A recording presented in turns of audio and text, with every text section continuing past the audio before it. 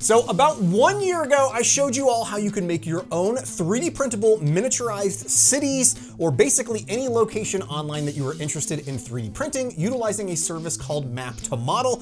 Unfortunately, that service is no longer available. However, today we're gonna be taking a look at 3 new products that are gonna allow you to create an even cooler versions of these 3D printable miniature cities. Now, the core of this is all a new service that we're gonna be taking a look at. It's called MiniSkylines.com. This is gonna allow us to go in and, again, select a location, plot out an area, and get that 3D printed. But this new tool has so many more options that are available to it when it comes to creating these 3D printable maps. It is truly impressive what they have built. And again, it's all free. Now, the first thing that you're gonna do is go to MiniSkyline.com, and you're gonna be greeted by what appears to be a very confusing, there's like an overwhelming amount of stuff on screen. Do not be overwhelmed by this. This is just a lot of the different options and toggles and whatnot that are available. The core of this is you can come in and select a location, type in a location, an address, a state, whatever it may be, and it will snap to that and then allow you to then create these 3D printable cities. But what's so cool about this one is everything is broken out into color segments, and you can control each of the individual segments and how it's going to populate. So in this case, this defaulted to Honolulu, and as you can see here, here's a little cross section of the beachfront, the ocean, some of the buildings, parks, etc. The roadways are all mapped in here. So for me, what I'm gonna do is type in Rochester, New York, because that's where I live and that's where I'm interested in recreating the exact same type of cityscape here that I had done previously, but in this new formatting structure, and see exactly what this can do. So, and I can use the tools to recreate this. So I can create my own boundary boxes. As you can see here, I can stretch these out. There are different sections that you can then plot with this. So if I wanted to zoom in to a particular section here, so this is downtown Rochester. Again, I can move this box that I've created around. If I wanted to free select, there are free selection options here. You can also do print by size, which is what I'm typically doing here. So this is what it's defaulted to. So 160 millimeters by 116 millimeters is sort of the rectangle shape that I'm going for. But if you wanted to go with an exact square or rectangle or circular shape, you can do that, or you can manually plot out your own particular path for the area that you're looking at mapping. So in this case, I've just mapped out a very basic section of downtown Rochester, and then I'm gonna click generate here on the right-hand side, and this takes, I don't know, a handful of seconds to generate. This might differ based on where you're living. And then if you click on the advanced edit section, I can see exactly how this has generated. So I can get a quick glimpse of downtown Rochester here, which is absolutely awesome. It's looking really good with the waterfronts, the roads, the grass, all this.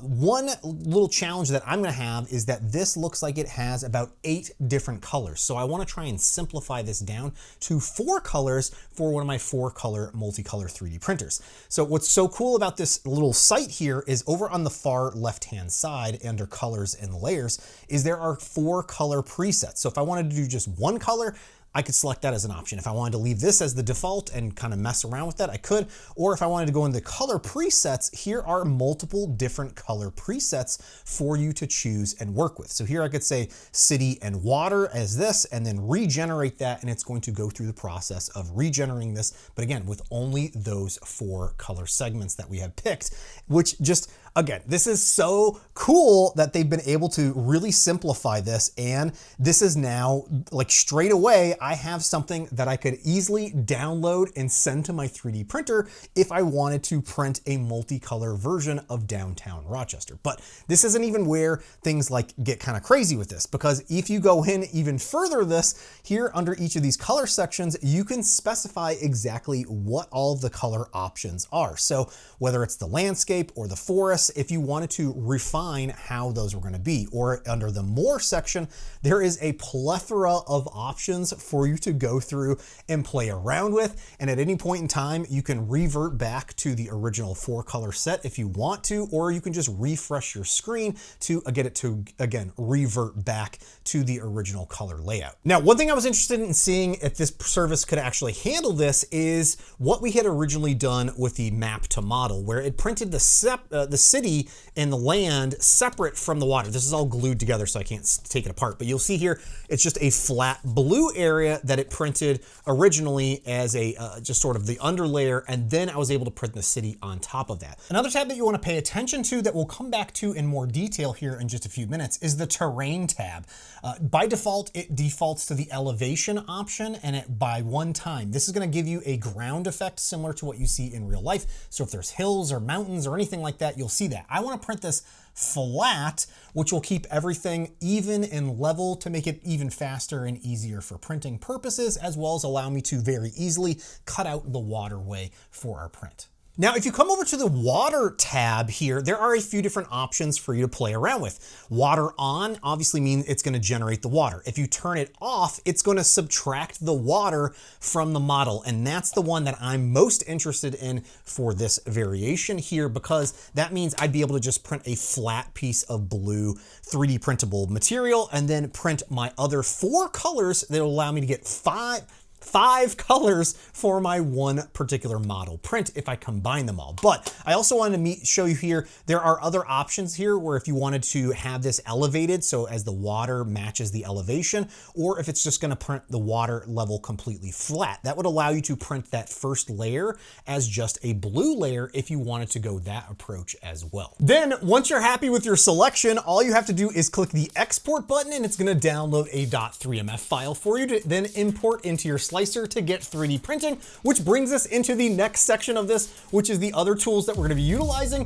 which just so happens to be from Elegoo, that are the sponsor of today's video. We're going to be looking at the new Centauri 2, not to be confused with Centauri Carbon 2. This is the new open frame version of the Elegoo Centauri 3D printer that's going to allow us to print with 4 colors, this new slightly more affordable version of the Elegoo Centauri Carbon. This still has the built-in canvas system, but minus all of the walls and doors and that top cover, again, saving you some extra dollars, allowing you to still print with multiple colors at one time. Now, one challenge that I had was I wanted to print with the water section with this blue filament. However, it's been sitting out for a very long time. And to get that printing properly, I'm going to be utilizing Elegoo's new high temp filament dryer that goes up to 95°C. That is a good bit higher than pretty much any other filament dryer that's out on the market. This is also a single spool dryer, and it's going to automatically rotate your spools as they're drying and automatically release any kind of moisture that might be coming off of those filament as it's drying internal. And as you can see, I have this even loaded up and printing directly from the filament dryer directly into the Centauri 2, allowing me to print directly from the filament dryer on my 3D printer. If you're interested in more information about any of these products from Elegoo, you'll obviously find links to those down below. And check this out, I even created my own 3D printed frame for this to be inserted into. Here's my blue water layer going down into this, and then our cityscape is going to go directly on top of that, and it turned out so good. This is mimicking almost exactly one-to-one what I had printed previously, but now in multiple colors. The other thing that I'm really enjoying about the MiniSkylines is for things like the bridges, the bridge actually extends all the way to the ground. So there's no supports or any overhangs or anything crazy like that with any of the parts that I printed here for this miniaturized city of downtown Rochester. However, this is looking kind of flat, and there are some other options in MiniSkylines that I want us to take advantage of. Now remember how I was talking about the elevation tab earlier? We're gonna go back into that, and instead of printing this as flat, I'm gonna come back in at the elevation option and enable that. Make sure that the water is turned on and it is not off. And I'm gonna leave it at 1 for now. And if we generate this and take a look at it, you'll see here, I can now see the water effects a little bit more clearly here, especially in the High Falls area in downtown Rochester, where there is a bit of a bridge and water drop off. Now, in order to get this printed, I'm no longer going to be able to print with 5 colors because I only have a 4-color 3D printer. So I've gone in and modified my pattern here, or the color options for my print, where the ground and the buildings are the same color. And that was just a matter of going in and, again, going under the color option here and setting those to match in the actual settings here. So I have the same gray setting for the buildings as well as for the ground. I can then export this out and get that back sent off to my 3D printers to get that printed so that we can take a look at it.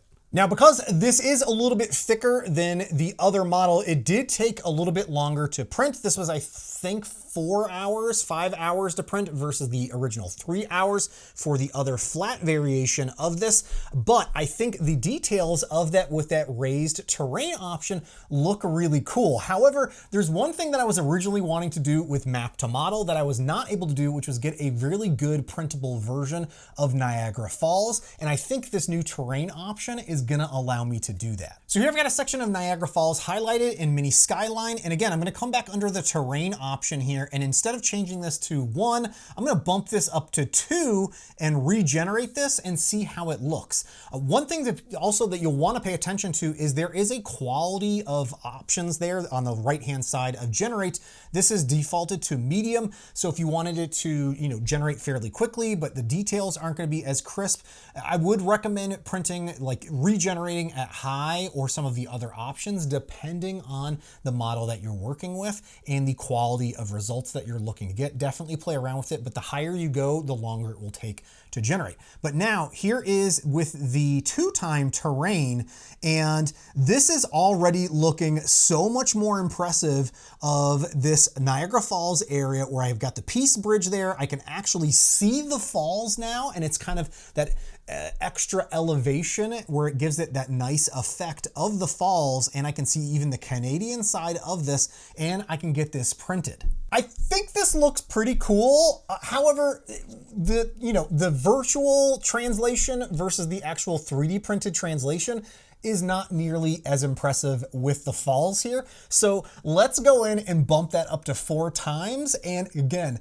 try and get this reprinted. But through the magic of video making, the print is already finished. And this took just over 12 hours to print and looks so much more impressive. And you can very, very much tell where the falls are here with this 3D printed model. Again, the options that are available in this is like, I'm just barely scratching the surface of what's available on here. And I have 2 other really quick, fun examples that I wanted to show you that you'll definitely want to try out. And there's some really fun out of this world print options inside of this tool. Like in this case here, I've printed a piece of the moon. That's right, you can choose different planets to pick from. Pick a section of that and then get that printed. So here is a little cross section of the surface of the moon that I printed on the Centauri 2 with this marble PLA at a 0.12 layer height. The last one I wanted to mention is if you are into any kind of NASCAR or racing or anything like that, there are racetracks that you can go in and try and map and identify the surface. You can toggle on if it will know where a racetrack is, and you can pick a different color set for the racetrack and create your own 3D printed set. In this case, this is Watkins Glen here in upstate New York. And again, I've created with a slight elevation to this so that you can see how the course, how the track is gonna dip as the driver are driving through this. Again, such a cool option. This service is completely free. I highly recommend going in and trying and 3D printing something for yourself where you live or areas that you've visited. This could make for some really fun and unique gift ideas for some loved ones. And they even have options that if you're interested in printing and selling these online, you can even go about that. Now, I do want to also mention that if you are printing these on something like the Centauri 2, it is going to still produce a good amount of purge material with all of these multicolor color swaps throughout these prints. So be aware of that, but you can get some incredible looking prints off of something like the Centauri 2. If you're interested in more information about the Centauri 2 in this combo unit or the filament dryer, again, you'll find links to that down below. I also want to say a huge thank you to all my Patreon supporters for your continued support, me making videos just like this one here. But let me know in the comments what areas you'd like to see 3D printed with this tool right here. Again, I'm just kind of blown away with how quickly and responsive the developer is at getting updates to this. I had already called out a number of things and they were able to work that in within like days of me requesting those, which was fantastic to see. I want to say thanks so much for watching. Hopefully you enjoyed this one and I will see you next time. Bye.